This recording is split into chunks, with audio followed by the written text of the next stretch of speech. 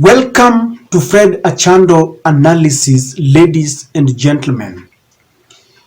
For those who take their time to support this channel in one way or the other, I want to say thank you very much.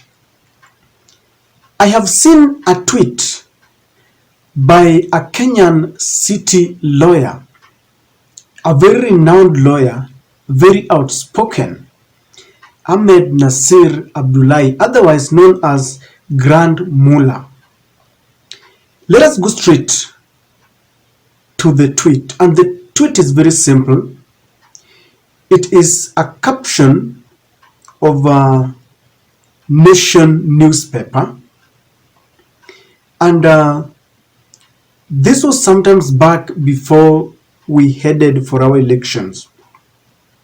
Raila had promised that if he lost elections, then he would not cause trouble. I will not cause trouble if I lose elections. Ladies and gentlemen, this photo is coming at a time, in fact, 6 months after the elections.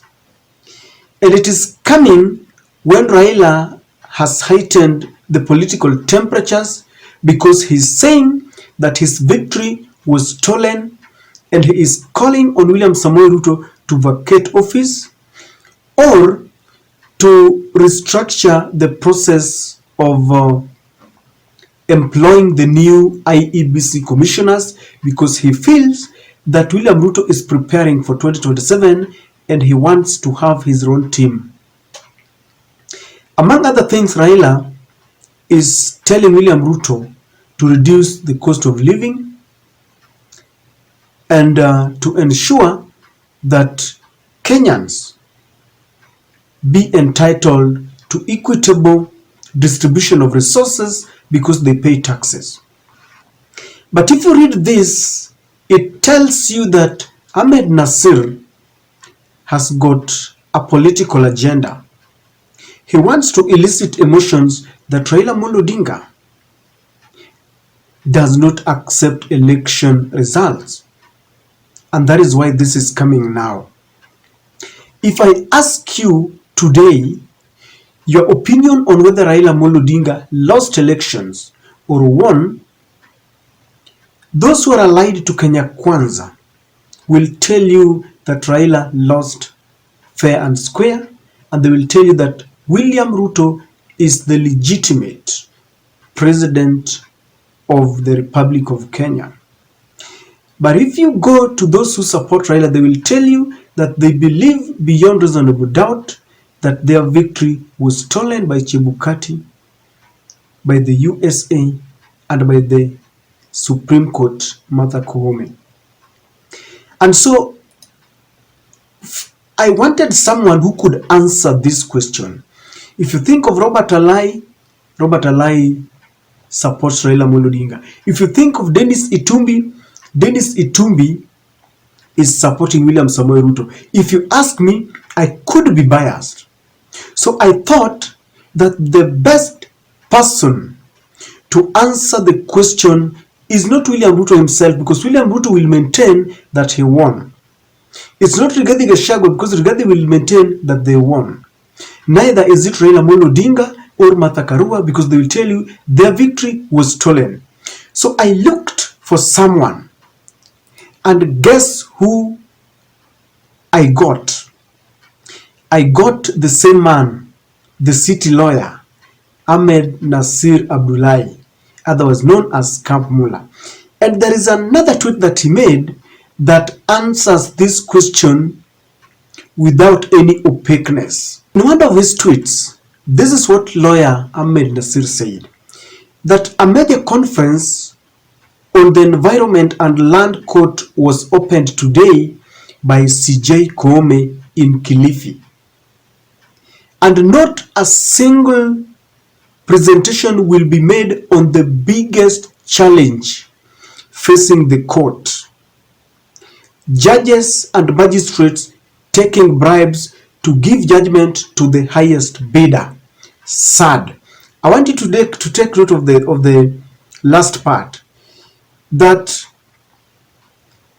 no single representation will be made on the biggest challenge. In fact, biggest challenge has been written in capitals because he wants to emphasize on it. The biggest challenge facing the court, judges and magistrates are taking bribes to give judgment to the highest bidder, and he says it is sad. So, ladies and gentlemen, that is Ahmed Nasir telling us something about the courts. I didn't go to someone who supports Kenya Kwanza, neither did I go to someone who supports the Azimio. I went for the person who is alleging that Raila is causing trouble. The reason why this tweet is very important and very significant is because Raila Odinga and his followers have always said that there seems to be a hatched plan, that the judiciary was bribed, was given some money to rule in favor of the Kenya Kwanza team. In fact, Raphael Tuju, who is the former Secretary General of the Jubilee Party, says that at some point, Abdi Gulia and Boya Molo, the commissioners who supported Chebukati's ruling and verdict and the announcements, went to his home at night. And when Raphael Tuju was pressed to explain why they went to visit him at night, Raphael Tuju summarizes by saying that after some discussions with the team, the two IEBC commissioners, he realized that he was dealing with more of auctioneers than commissioners. That is the summary of Raphael Tuju.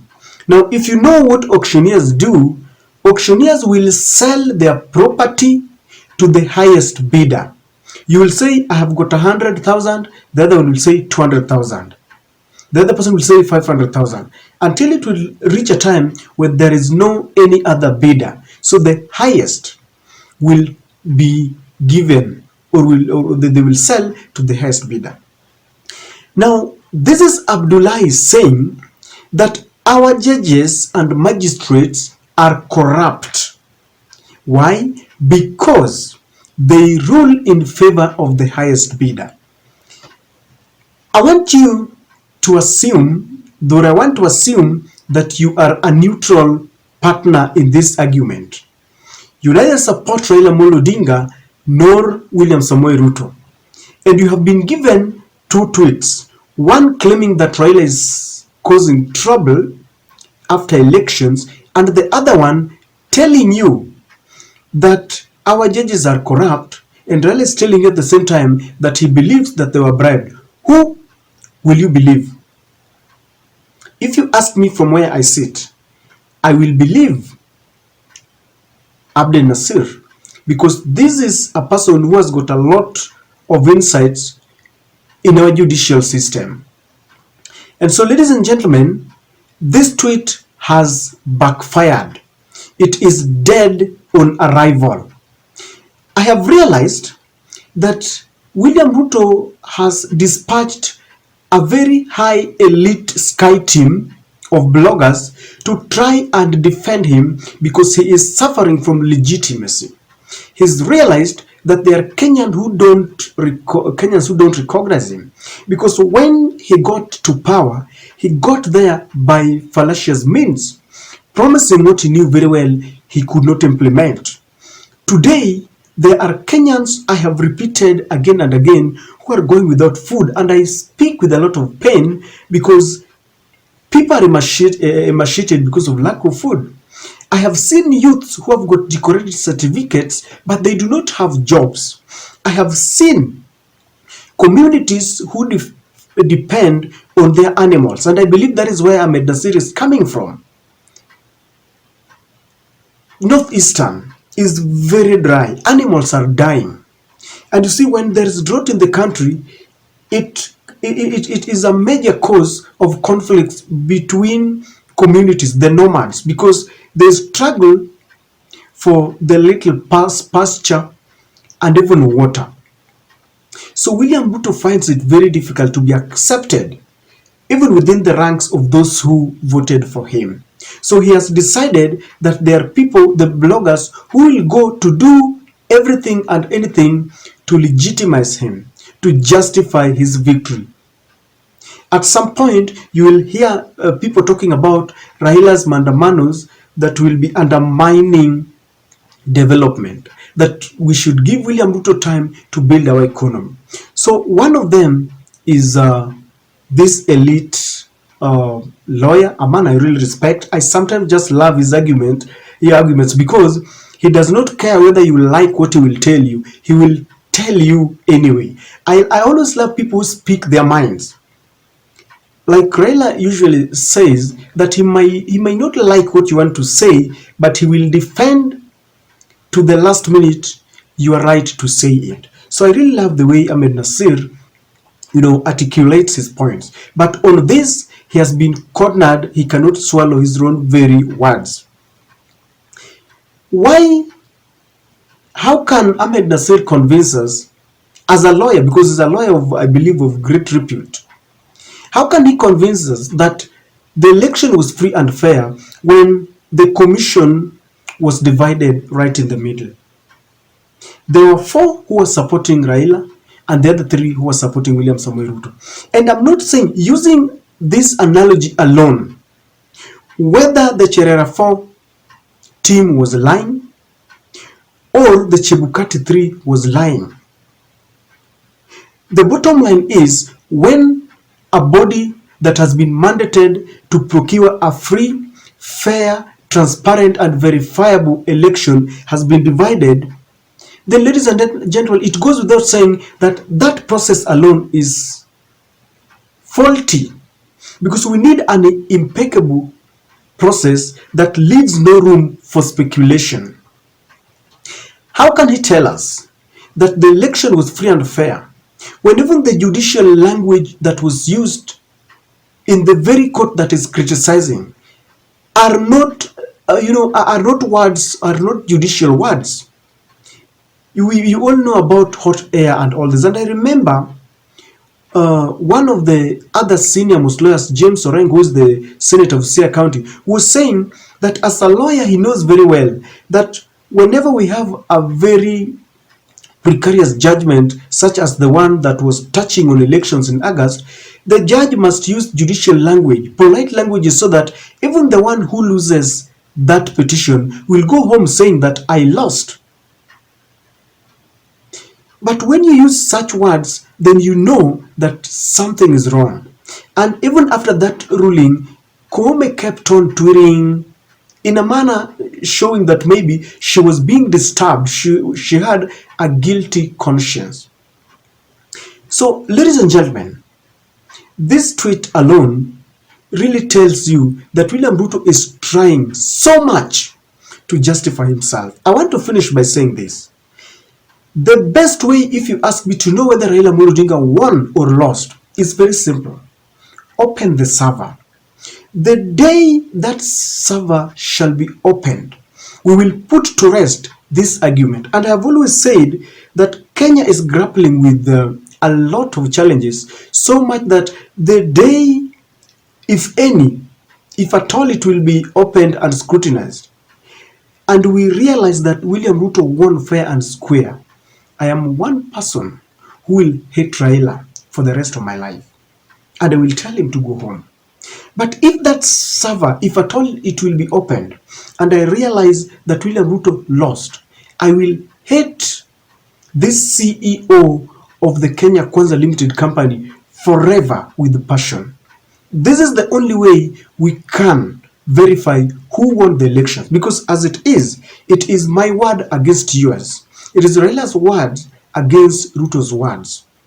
And I don't know what is so difficult in opening this server.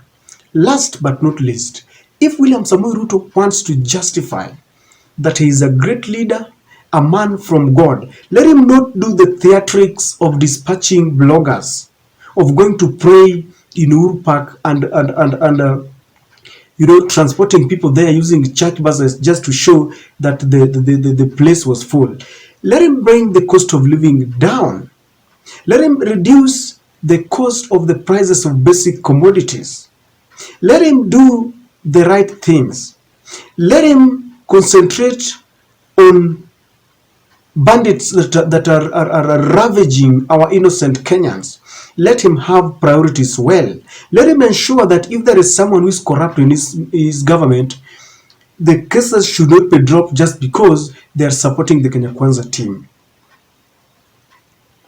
That is my take on this, ladies and gentlemen. I don't know what you think, but I've got a feeling that being obsessed by this idea of trying to justify whether you're the president is no or not will not help us. Kenyans want to see food on the table. Kenyans want to see a reduced school fees, because the cost of school fees is just too high. Kenyans want to see the cost of electricity going down, not all these theatrics that are taking place.